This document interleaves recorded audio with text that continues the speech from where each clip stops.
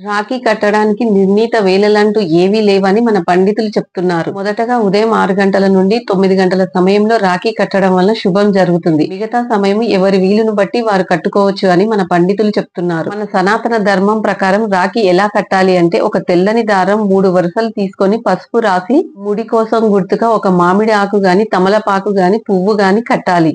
ఇలా కట్టిన రక్షాబంధనాన్ని సోదరునికి బొట్టు పెట్టి కట్టాలి. ఇదే నిజమైన రాఖీ అని మన పండితులు చెప్తారు. మన సనాతన ధర్మం, భారతీయ సంస్కృతి మనకు అందించిన రక్షాబంధనం ఉద్దేశం ఏమిటంటే, ఎవరైన ఇరువురు ఒకరికొకరు రక్షగా ఉండటం కోసం ఈ రక్షాబంధనాన్ని ధరించాలి అని మనకు అందించింది. ఇరువురు అంటే ఇద్దరు అన్నదమ్ములు గాని, ఇద్దరు అక్క చెల్లెళ్ళు గాని ఒకరికొకరు తోడుగా రక్షగా కలిసి ఉండాలని, సమిష్టిగా ఉండాలని అర్థం. అందుకే అందరూ రాఖీ ధరించాలి. రక్షాబంధనాన్ని సనాతన భారతీయ ధర్మం ఎందుకు అందించిందంటే, సమిష్టిగా కలిసి ఉండాలని భారతీయ సంస్కృతి మనకు తెలియజేస్తుంది.